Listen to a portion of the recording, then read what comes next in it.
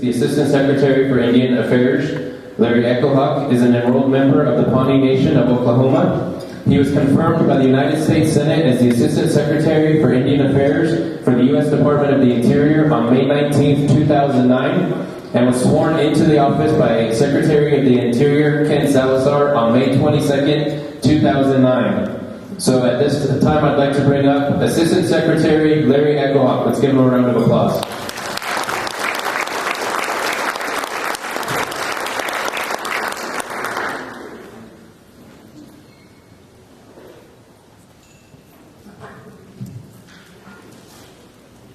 Appreciate the invitation to be with you today. I thought maybe I ought to just check with you. First of all, do you all know what the Assistant Secretary does? I do the photocopies and faxes. Just kidding. The Assistant Secretary oversees the Office of the Assistant Secretary in the Department of Interior, and the Bureau of Indian Affairs and the Bureau of Indian Education report to the Assistant Secretary. So this means that I work with 565 tribal nations and execute the trust responsibility of the United States on 55 million acres of land. Through the Bureau of Indian Education, we operate 183 schools, K through 12, and funding for 27 colleges, tribal colleges, comes through the Bureau of Indian Education. We operate 2 universities ourselves, and also there are 2 technical colleges. So this means that I have responsibility for overseeing about 8,500 employees and a budget of $2.6 billion. So that's a wide array of responsibilities. When I got the invitation to come and speak to the Urban Indian Health Leadership Conference, I was wondering, how much I could communicate to you that would relate directly to the things that occur in urban communities. We, of course, focus the programs that we operate within Indian country, meaning within the reservation communities. And health is not one of our responsibilities, direct responsibilities. That's through Health and Human Services, Indian Health Service. So, I had my staff inquire about, is it okay if I just come and speak about Indian affairs generally? And the answer was yes. Having said that, as a good lawyer, I should give a disclaimer, and that's my disclaimer, that I don't deal with probably the things that you're vitally interested in directly, but we certainly have indirect connection to the issues that are important to you. As an example, when you talk about health, we are involved in the First Lady's Let's Move initiative. We have an initiative as a part of that called Let's Move in Indian Country. It's affecting a lot of the 42,000 students that we have in our K through 12 education programs. So this has sparked us to enhance our policies with regard to health and wellness in schools and develop toolkits for those that work in the schools to make sure that this health and wellness agenda moves forward. And we also have the presidential initiative to encourage students to get out and have an active lifestyle. And so 13,000 of our students are already engaged in this initiative. And we are immersed in an effort presently to address suicide. So suicide prevention is something that is moving forward right now. Prevention through partnering with the Indian Health Service and SAMHSA. We have done 10 listening sessions throughout Indian country, and are gearing up for a major summit that will be held later this year, probably in about August, to try to do what we can to ratchet up our efforts to prevent suicide, especially among our youth. And when I speak about having indirect impact, one of the main initiatives of the President relates to public safety in Indian communities. And we have something called a high priority performance goal that is demonstrating on 4 reservations. That would be Mescalero, Apache, Wind River in Wyoming, Standing Rock, and also Rocky Boy in Montana, where we are reducing violent crime through a surge of law enforcement, but it goes beyond law enforcement and it gets into prevention measures that take in much more than just active police law enforcement. And that's been a tremendous success so far, and we're hoping to expand that into other reservations in the very near future. So, those are some of the things that we're engaged on. And what I thought I'd do today, with the time allotted to me, is just talk about progress that's been made under the Obama administration in Indian affairs in general. One of the things that I had an opportunity to do back in September was participate in a very significant event that was occurring at the Taos Pueblo in New Mexico. They were there in September to commemorate the 40th anniversary of the return of the sacred Blue Lake. And so they invited me to be a keynote speaker as a part of that celebration. So I traveled out to New Mexico, and in the remarks that I gave that day, I highlighted the accomplishments of the Obama administration. And it was not only a commemoration, I think, of the return of the sacred Blue Lakes, but in 2010, it also marked the 40th anniversary of the passage of the introduction of the Indian self-determination policy. That was under the Nixon administration. And the Indian Self-Determination Act was not passed by the Congress until 1975. But the advent of that policy came in 1970 with the Declaration of Self-Determination as a policy. So, of course, that's what gave express authority to the Secretaries of Interior and Health and Human Services to contract with and make grants to Indian tribes and Indian organizations for the delivery of federal services, which was a very historic shift when you consider that we were moving out of the termination policy era at that time and embracing a much needed policy of self-determination.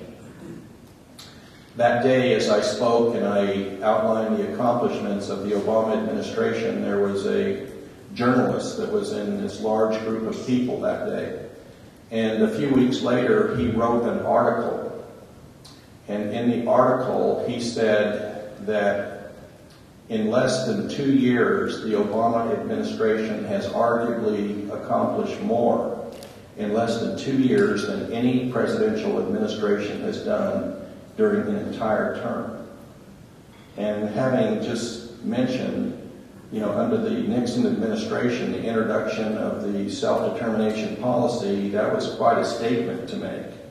In less than 2 years, the Obama administration has done more than any prior presidential administration. So why would he make such a statement? President Obama, before he was president and just running for president, he went into Indian country and he campaigned in Indian country. He asked Native people to support his campaign, and he gave promises. One of the promises that he gave is that in the first year of his administration, he would meet with tribal leaders. And perhaps you don't think that's very significant as a promise. He did deliver on that promise in November of 2009.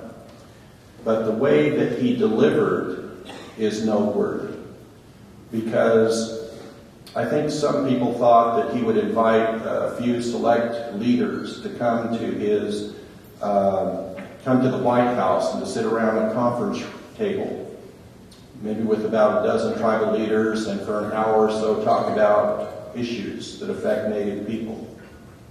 He didn't do that. He invited all 564 tribes at that time to send a representative. And of course, the White House is not large enough to accomplish that large group. So they selected the Department of Interior Yates Auditorium that seats over 700 people. So hundreds of tribal leaders responded and came to Washington, D.C. in November of 2009 to meet with the president. It was a historic day. The president came and he delivered a speech, but he subjected himself to town hall dialogue with tribal leaders, hundreds of people. I know his staff was a little concerned about whether that was a good idea, but the president said he wanted to do that. But I think the most significant thing about that is not just that he came and spoke and met with a lot of tribal leaders and that he did the dialogue with them, but he brought his cabinet with him, his cabinet officers, which of course included Health and Human Services. And there was a moment at the end of the day, this meeting occurred all day in the Department of Interior, and the cabinet secretaries did town hall dialogue with the tribal leaders, not just the president. But at the end of the day, the president was at the podium and he was speaking, and I was watching him. He didn't have talking points. There wasn't a sheet of paper that he was reading from, and he wasn't looking at a teleprompter. He was speaking from his heart and soul when he said, as he looked out over hundreds of tribal leaders, "I promise you, as President of the United States, I promise you that as long as I serve as president, you will not be forgotten." Now, those are big words. They're hard to deliver because there are so many requests that come from tribal nations, tribal people across the country.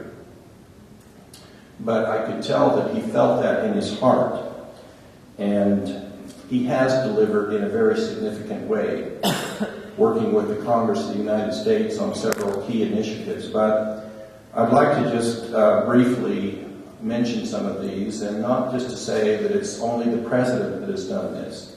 It's taken the Congress, which includes Democrats and Republicans. Tribes have, advocates on both sides of the aisle.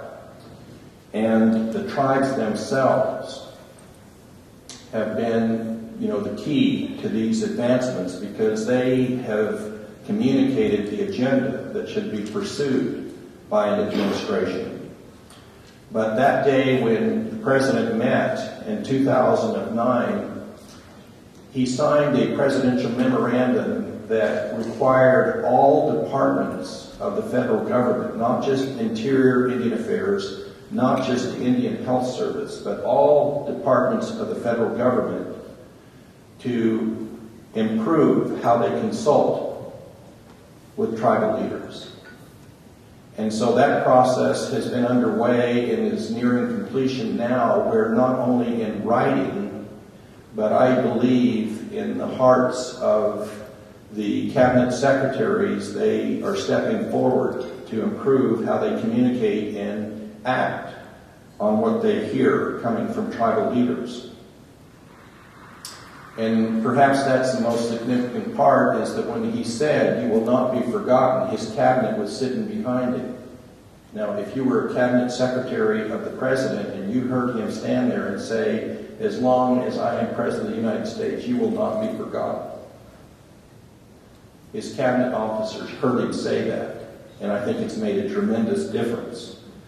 So the Indian Health Care Improvement Act, the reauthorization that had been attempted for more than a decade, was able to cross the line.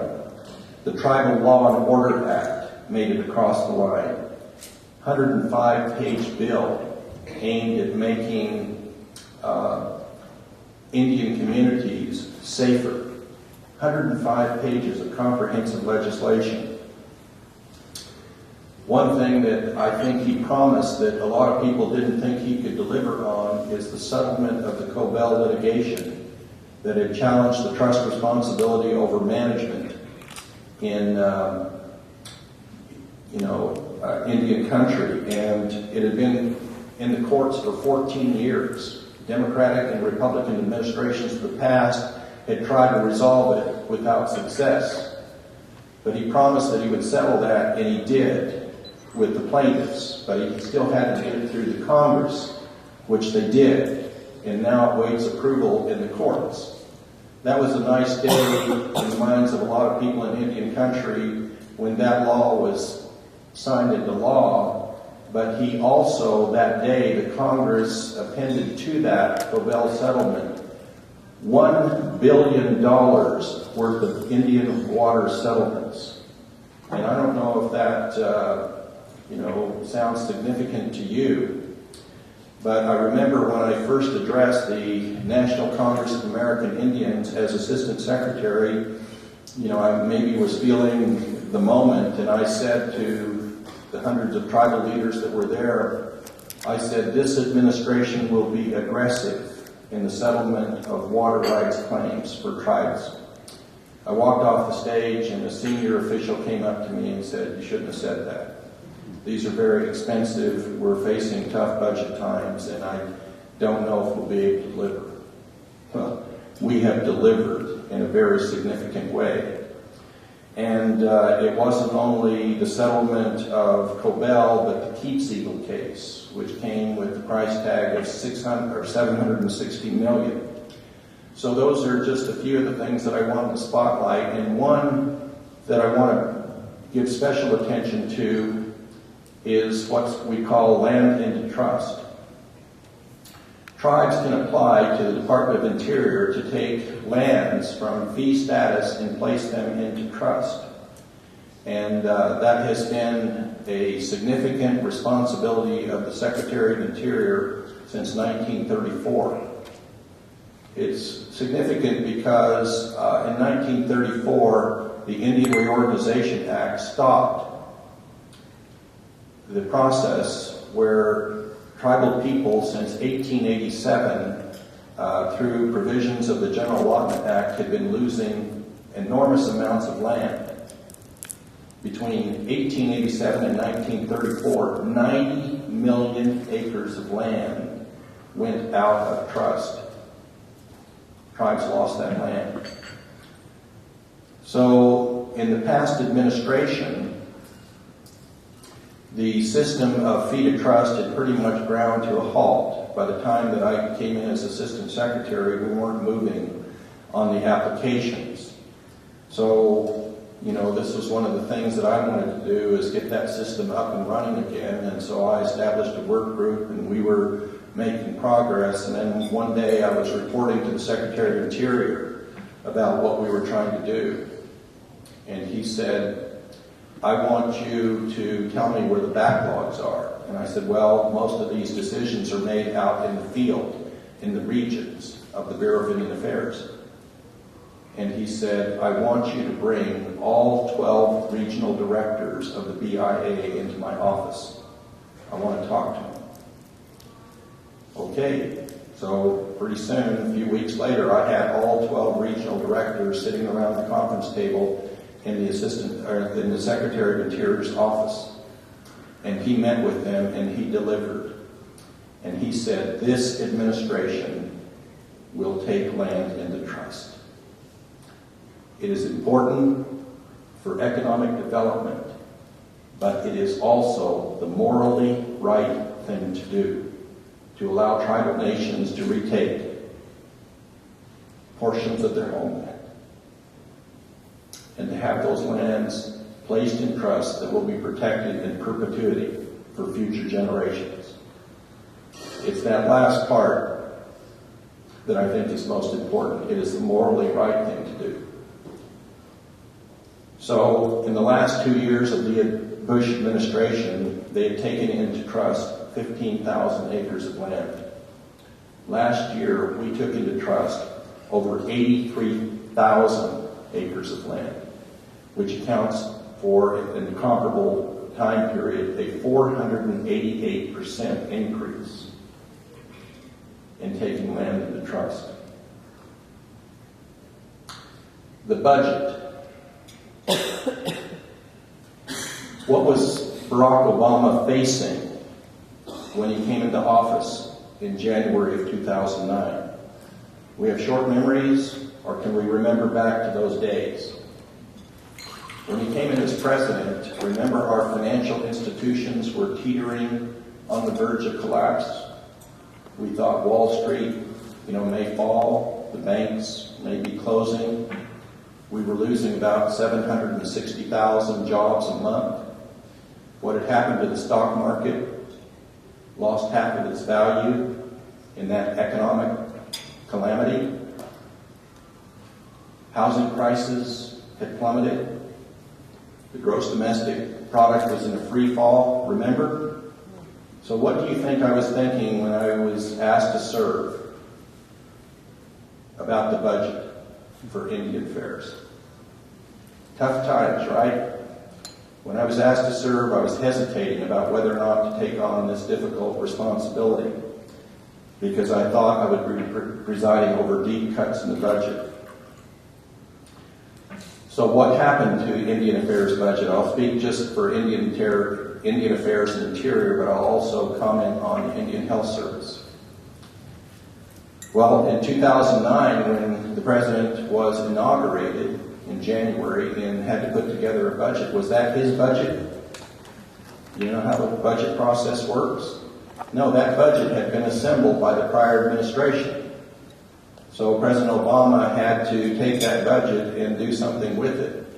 And in those tough economic times, what he did for Interior Indian Affairs is within 2 months added $183 million to the budget that had been essentially kind of flat through the Bush administration years. And that was good news, 3.7% increase in tough times. But what about the budget the president would have from start to finish? And that's the 2010 budget. Still tough economic times, right? 10.24% increase for Indian Affairs, which means in the first 2 years, a 14% increase. You start getting a feeling as to why this journalist sitting out there in the sun, outdoors in the Taos Pueblo might say this administration has stood up for Native people in very difficult times. But that's not all. The American Recovery and Reinvestment Act meant to stimulate the economy. Major piece of legislation. In times past, when something like that would occur, tribal people would be left out. Not this time. Within Interior, we took in an additional $800 million plus, meant to build homes, create jobs, build schools, and so forth. And it's been very appreciated. Of course, that's only one-time money. But given that, what I just said about, the budget in tough times, if you look at the total impact within the first 2 years in Indian Affairs and Interior, that's a 36.2% increase. I wonder if you knew that before I walked in today to talk about that kind of significant increase. It's even more in Indian Health Service. But things have changed, right? You might say, well, those were the good old days that happened in the first 2 years. But now we've got a different thing because of the November election in 2010 that changed, leadership in the House of Representatives with a Tea Party influence that says they're going to cut $100 billion, right? You read the newspapers.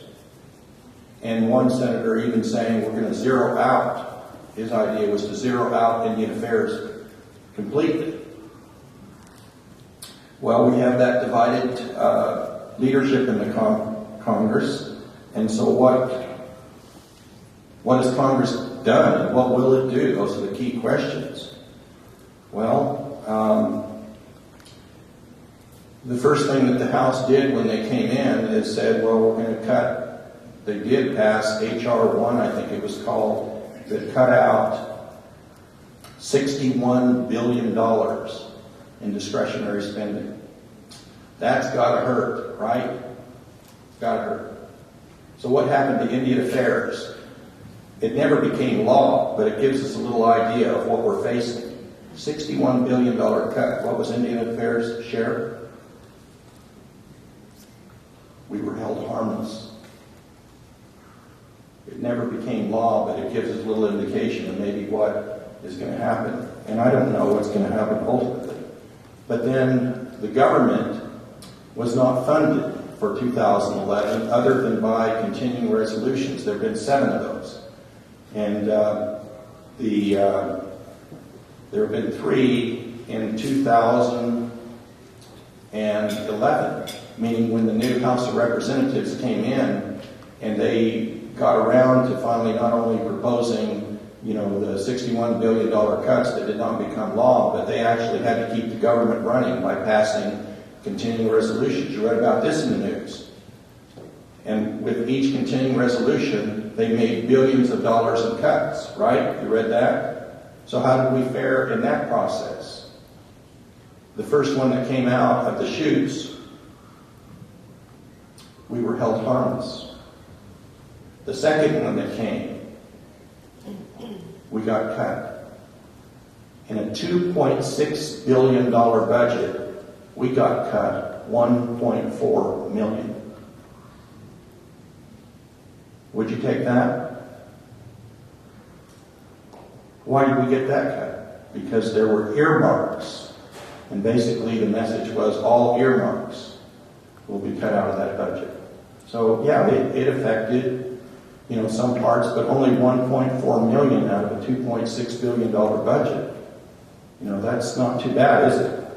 But then we have the long-term continuing resolution, the one that was in the news on April 8th when the Congress came right up to the very edge of shutting down the federal government and finally mustered the votes, right? They came to an agreement and they passed a continuing resolution that had billions of dollars, nearly $40 billion of cuts. And so how do we do there? You're going to say, well, now we're going to see the cuts.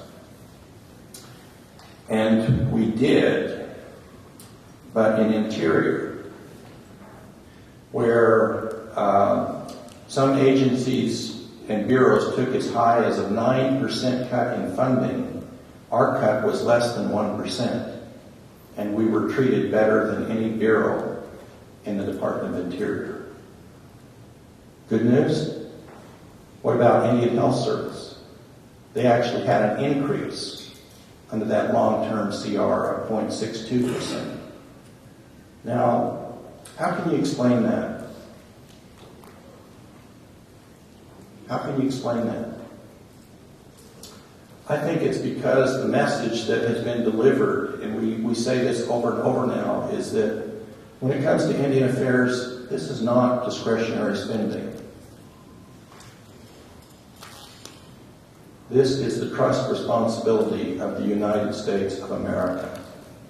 And there was a bargain that occurred. It happened in the form of Indian treaties 389 times, where the President essentially, through treaty commissions, negotiated treaties, and the United States Senate confirmed those treaties.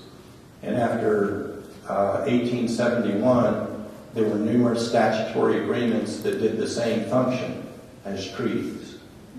So there was a quid pro quo when tribes were asked to give up land, to cede land that they had property rights in. The United States promised to return certain things back to them in the form of services. And so when you have budget cutting that thus far has not affected like Social Security, why would you impact the trust responsibility of the United States? That's the argument. It's resonating on both sides of the aisle with Republicans and Democrats, saying that they're not going to balance the budget on the backs of tribal nations, but it remains to be seen. So what about the 2012 budget? I've talked about 9 and 10 and 11. What about 2012? The President announced his budget proposal on February 14th. And at this time, the President's talking about budget cuts, right? Everybody knows, and America knows that. Deep cuts, right? Well, when the President's budget was released, we had a telephone conference where tribal leaders could call in and speak to us about, various departments were represented on that phone line about what the President's budget proposal was. And it was a total amount of $19.3 billion for the federal government as a whole that would be reaching in and touching Indian country. $19.3 billion, which amounted to a 5% increase over the 2010 enacted budget. So even when the President's proposing cutting in other areas, a 5% increase for Native people. Significantly, in the Indian Health Service, the proposal is a 14% increase. So, that appears to be good news. And again, that was a very significant day when the President said, "You will not be forgotten," and his cabinet was in the room. As they start to craft their budget, they remember the responsibilities that they have to Indian country. So I remember back in January of 2009 when, out of the blue, I got a telephone call from the presidential transition team. And I had not worked on the Obama campaign like a lot of people in Indian country did. I was a law professor at Brigham Young University. And, so I was a little surprised when they called me. And they said, "We have an airline ticket for you. We want to talk to you." I said, "Okay." So I flew back to Washington, D.C. and went directly from the Dulles International Airport to an address that was given to me. I took the shuttle up to this address, and it was in the Hart Senate office building. Didn't know who I was meeting with, so I went to this office, and when I saw it was the office of United States Senator Ken Salazar, I figured out, because he had already been nominated to be the Secretary of Interior, and of course Indian Affairs is there. But I went in and it was peppered with questions for about an hour, and no job was mentioned. And at the end of the hour interview session, Senator Salazar just stood up, shook my hand, said, "Thanks for coming all the way to D.C." So it was late at night, and I went back to my hotel, which is, I think, just right across the street from here. So I was getting ready for bed, and the telephone rang. And the voice on the line said some very powerful words. "Your country is calling you into service." And I was offered the nomination by the President to serve as the Assistant Secretary. So what do you think I said? I said, "I have to think about it." Why would I say that? It's a difficult job. It's the toughest thing I've ever done in my life. But that was not the reason. The reason was that in past generations, Indian Affairs, the federal government, has never lived up to its responsibilities the way it is supposed to.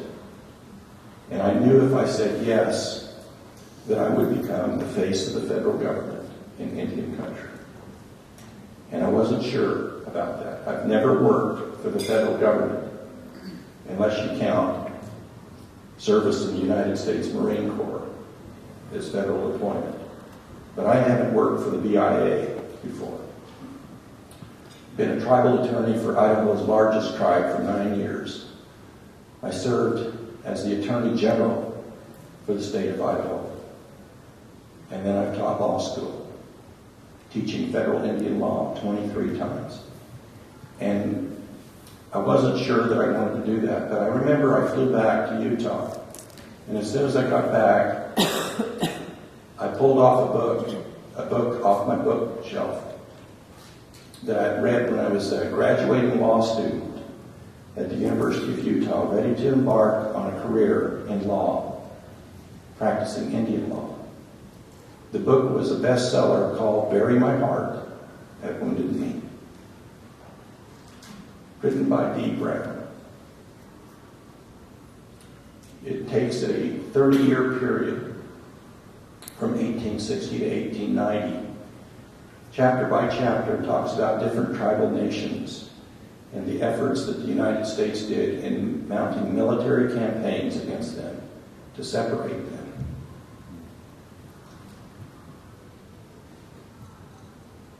From their lands.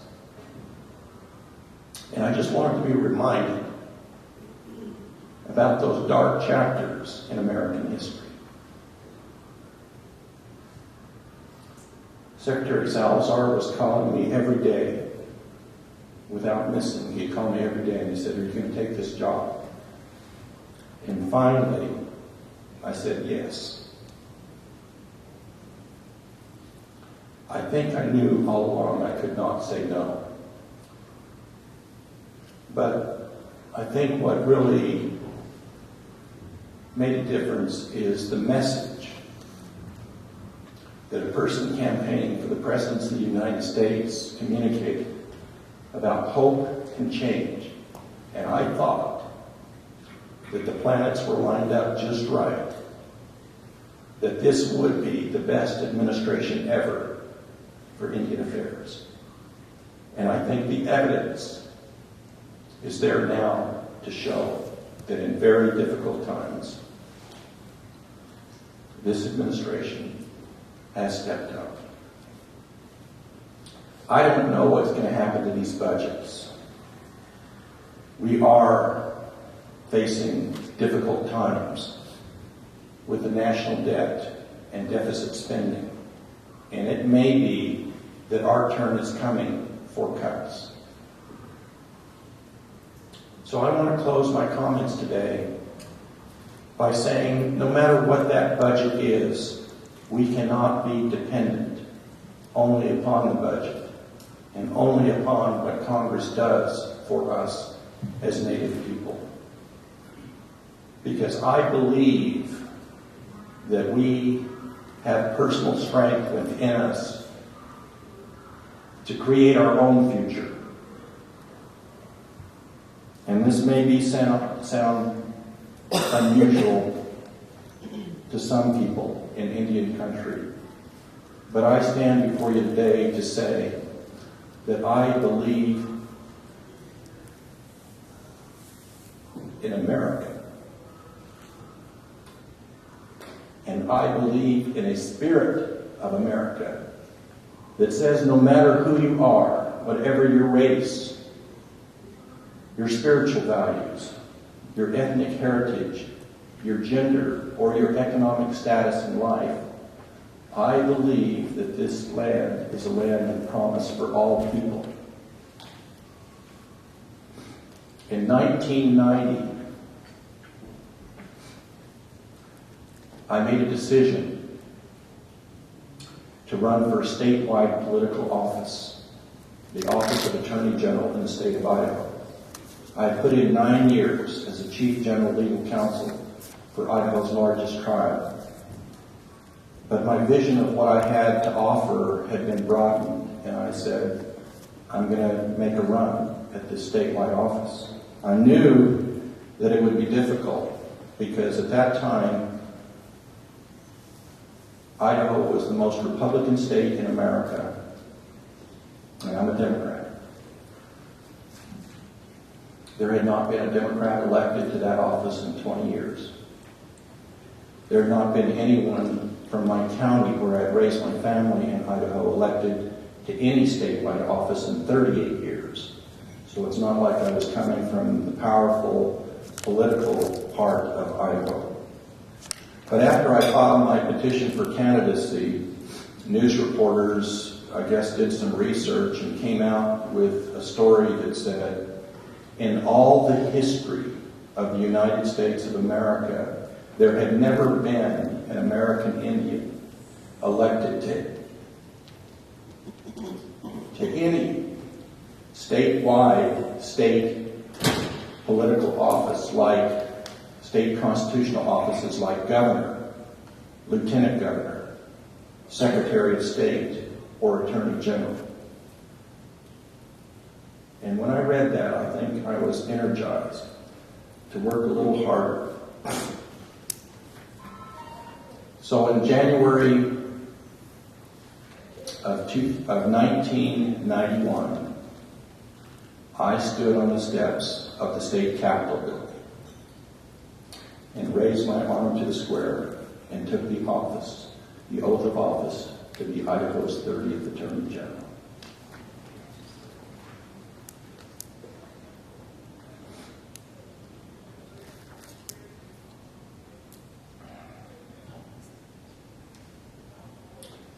That gave me a wonderful opportunity to experience a lot of interesting things. Just about probably half to 3/4 mile from where we are right now is the United States Supreme Court.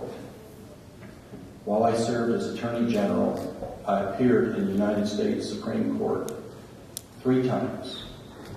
In the second month of my term of office as Attorney General, I stood in front of 9 justices of the United States Supreme Court at a podium like this and delivered oral argument on behalf of one of the 50 states of the Union.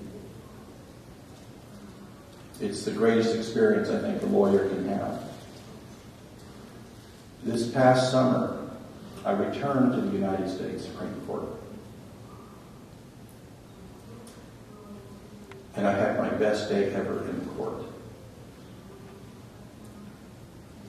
I was not there in that packed courtroom this past summer with the 9 justices of the Supreme Court sitting across the front as a lawyer arguing a case. I sat there as the U.S. Supreme Court clerk read names. The names of Paul Echohawk, Mark Echohawk, Matthew Echohawk, as each of my 3 sons stood and raised their arm to the square to take the oath of office to become admitted members of the United States Supreme Court Bar. This is a land of opportunity, and we have the ability to raise ourselves from humble circumstances through the power of education and a vision of what we can do with that education to make the difference for ourselves. We have the power to change, and the opportunity is right in front of us. This past year, the President of the United States once again summoned tribal leaders to meet with him for the 2nd year now in a row. President Obama looked out over several hundred tribal leaders again, and this time made an announcement that gave him a standing ovation. It seemed like for a minute or 2 in duration. And what was that he said that got the standing ovation? That this administration supports, meaning the United States signed on in support of the United Nations Declaration on the Rights of Indigenous People.